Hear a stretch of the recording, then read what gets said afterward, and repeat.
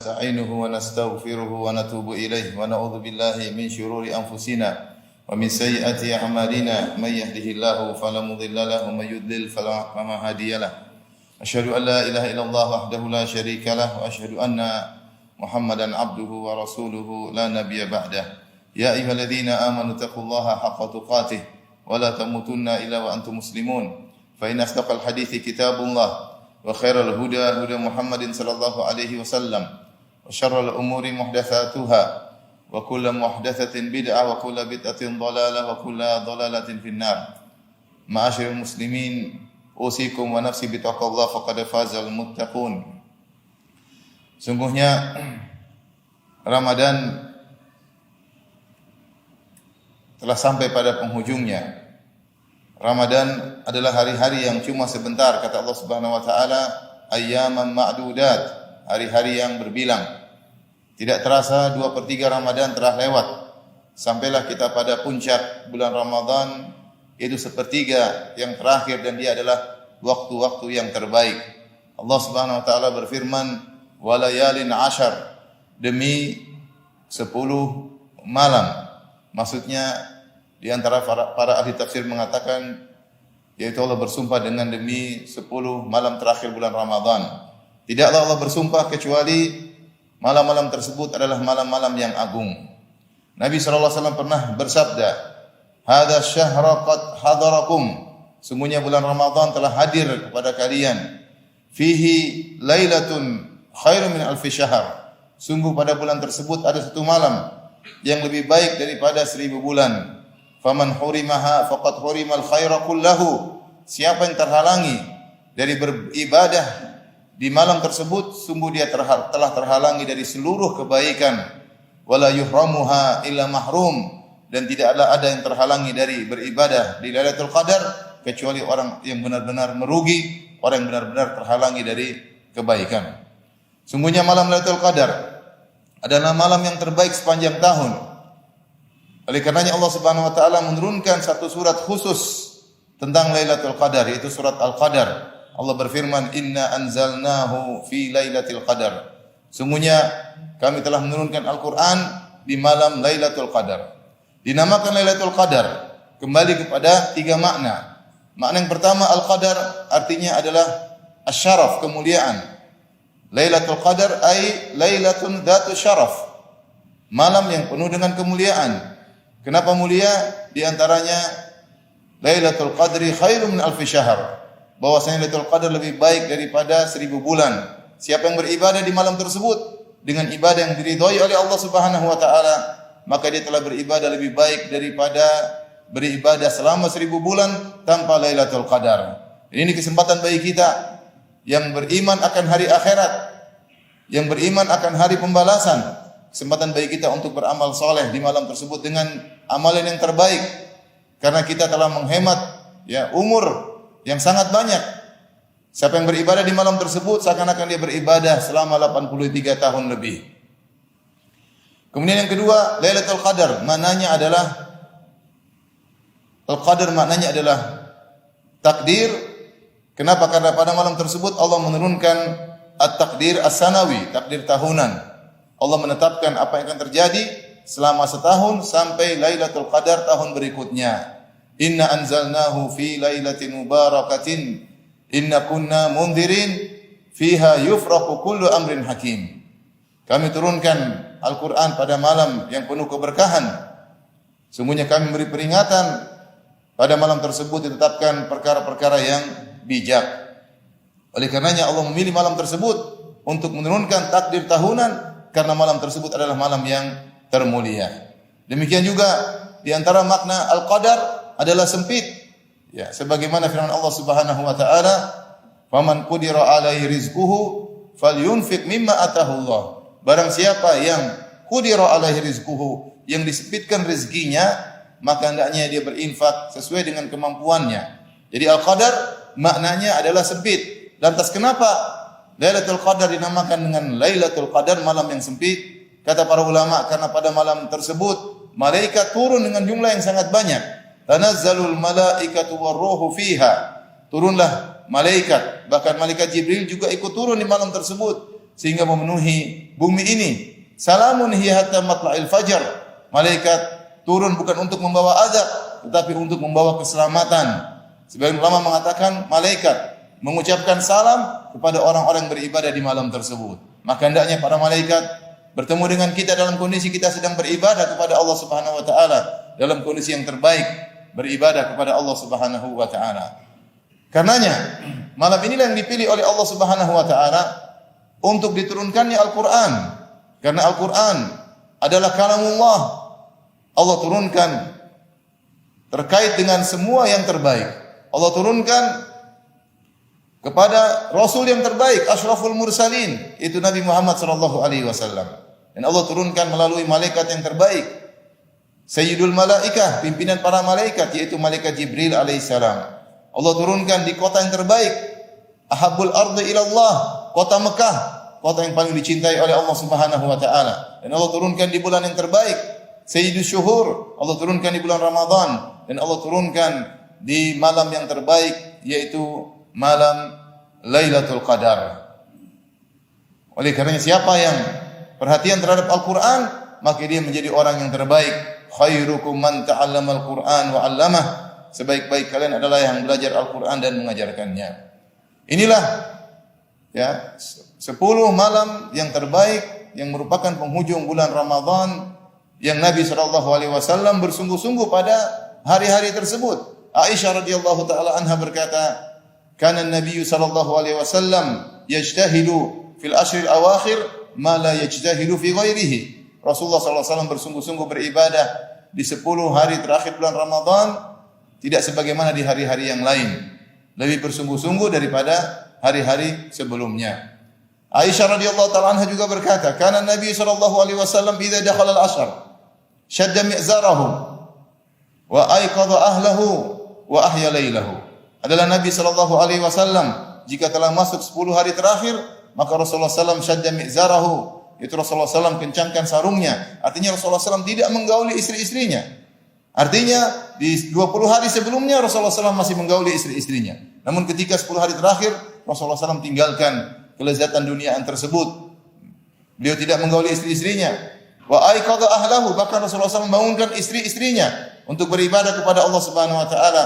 Wa ahya lailahu, dan Rasulullah SAW menghidupkan malam 10 hari terakhir dalam rangka untuk mencari Lailatul Qadar. Semoga Allah Subhanahu wa taala memberikan taufik kepada kita untuk bisa bersemangat dalam beribadah di 10 malam hari terakhir bulan Ramadan tahun ini.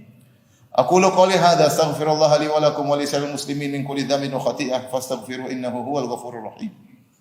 Alhamdulillahi ala ihsanih wa syukru lahu ala taufiqihi wa amtinanih. Asyhadu an la ilaha illallah wahdahu la syarika lahu ta'ziman li sya'nih wa asyhadu anna Muhammadan abduhu wa rasuluhu da'ila ridwanih. Allahumma salli alaihi wa ala alihi wa ashabihi wa ikhwanih. Ma'asyiral muslimin, di antara ibadah yang bisa dilakukan di 10 hari terakhir bulan Ramadan tentunya yang terbaik adalah i'tikaf. I'tikaf yaitu berdiam di masjid dalam rangka beribadah kepada Allah Subhanahu wa taala. Ya. Yang hakikat i'tikaf sebagaimana perkataan Ibnu Rajab Al-Hambali, qatul ala'iq anil khalaiq wa ittisalu bi khidmatil khaliq, memutuskan segala hubungan dengan makhluk dan connecting bersambung dengan Allah Subhanahu wa taala. Setahun penuh kita berinteraksi dengan makhluk, maka 10 hari terakhir ini fokuskanlah untuk berinteraksi kepada Al-Khaliq, pencipta kita, pemberi rezeki kita, yang mematikan kita, setelah menghidupkan kita, mematikan kita, kemudian akan membangkitkan kita kembali. Maka hendaknya kita bisa fokuskan diri untuk benar-benar berconnecting dengan Allah Subhanahu wa taala. Tinggalkanlah segala urusan dunia sebisa mungkin. Ya, tinggalkanlah connecting dengan dunia maya sebisa mungkin agar kita bisa fokus beribadah kepada Allah Subhanahu wa taala. Yang mampu untuk iktikaf 10 hari full, maka itu yang terbaik. Jika tidak mampu, maka hari-hari yang dia mampu, terutama iktikaf di malam-malam ganjil. Ya, jika dia tidak mampu, maka dia berusaha sebanyak waktu di masjid sebisa mungkin. 5 jam, 4 jam, 6 jam, semaksimal mungkin. Sebagaimana pendapat sebagian ulama membolehkan ya i'tikaf meskipun hanya beberapa jam.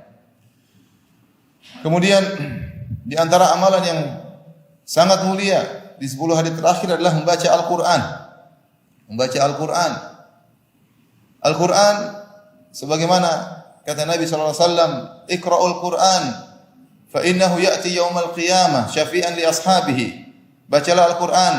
Sungguhnya Al-Qur'an akan datang pada hari kiamat memberi syafaat bagi pembacanya. Al-Qur'an memberi syafaat bagi pembacanya. Sebagian orang berharap syafaat orang lain. Al-Qur'an datang, amalnya sendiri memberi syafaat kepadanya. Dalam hadis yang lain kata Nabi sallallahu alaihi wasallam, "As-siyam wal Qur'an yashfa'ani yaumal qiyamah." Sungguhnya puasa dan Al-Qur'an memberi syafaat bagi hamba pada hari kiamat kelak. Yaqulu siyam, puasa berkata, "Ya Rabbi, mana'tuhu at-ta'am wasyahawat bin nahar, fasyafi'ni fih." Puasa berkata kepada Allah, "Ya Allah, aku telah mencegah orang ini dari makanan, dari syahwatnya di siang hari.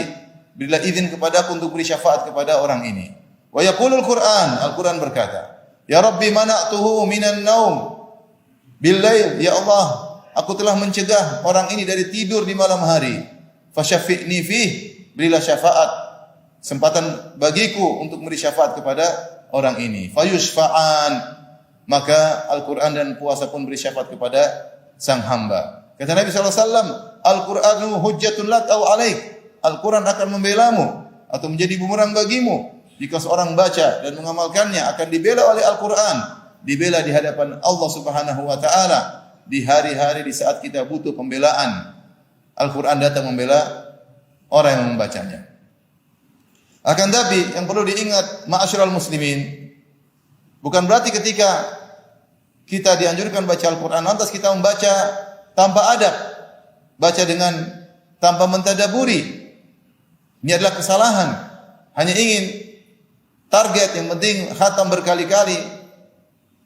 Yang penting lebih penting daripada itu adalah bagaimana mentadaburi Al-Qur'an. Karena ayat-ayat dalam Al-Qur'an mengingatkan kita untuk mentadabburi Al-Qur'an, liyadabbaru ayatih, agar mereka bisa mentadabburi ayat-ayat Allah.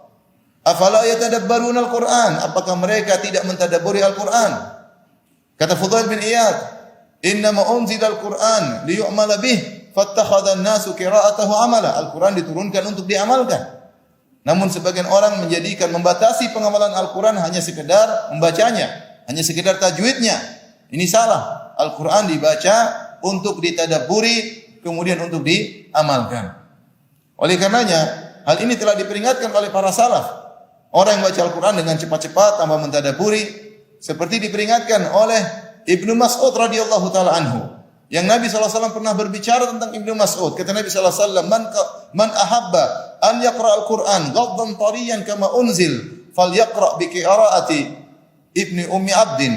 Siapa yang ingin baca Al-Qur'an seperti segar baru diturunkan dari Allah Subhanahu wa taala, maka bacalah seperti bacaan Ibnu Mas'ud radhiyallahu taala anhu. Bahkan Nabi sallallahu alaihi wasallam pernah meminta Ibnu Mas'ud untuk membaca Al-Qur'an di hadapan Nabi sallallahu alaihi wasallam hingga Nabi pun menangis. Ibnu Mas'ud radhiyallahu anhu memperingatkan adab dalam baca Al-Qur'an. Kata beliau, "La tansuruhu nathar ramal wa la tahuzzuhu ka hadi sya'r." Janganlah membaca Al-Qur'an seperti menaburkan pasir, dan janganlah baca Al-Qur'an cepat seperti baca syair. Akan tapi kata beliau, "Kifu inda ajaibihi wa harriku fihi al-qulub." Tapi berhentilah pada keajaiban-keajaiban Al-Qur'an. Gerakkan hati Anda ketika Anda sedang baca Al-Qur'an. Wala yakun hammu ahadikum akhir surah. Janganlah cita-cita kalian atau keinginan kalian yang penting sampai pada penghujung surat. Jangan. Tapi bacalah dengan perlahan. Itu yang lebih Allah sukai. Allah tidak lebih menyukai orang berhatam Quran berkali-kali tanpa mentadabburi. Tapi Allah inginkan seorang ketika baca Al-Quran imannya bertambah. Hatinya tergerak untuk mengingat akhirat. Bacaan yang mempengaruhi akhlaknya, bacaan yang mempengaruhi imannya, itu yang diinginkan. Karena Ibnu Qayyim rahimahullah berkata, "Qira'atu ayatin wahidatin bitadabburin wa ta'aqqulin khairun min khatmah." Baca satu ayat dengan tadabbur, dengan memahami, lebih baik daripada khatam Quran tanpa tadabbur. Ketika ada seorang baca Al-Quran, dengan cepat, ditegur oleh Ibnu Mas'ud. Ibnu Mas'ud berkata, haddan ka hadis syair, inna aqwaman yaqra'una al-Qur'an la yujawizu taraqiyahum. Apakah engkau baca dengan cepat seperti baca syair? Sungguhnya ada suatu kaum yang mereka baca Quran dan Quran tidak masuk ke dalam hati mereka. Ya. Maka di antara adab baca Al-Quran, seorang baca Quran dengan tenang.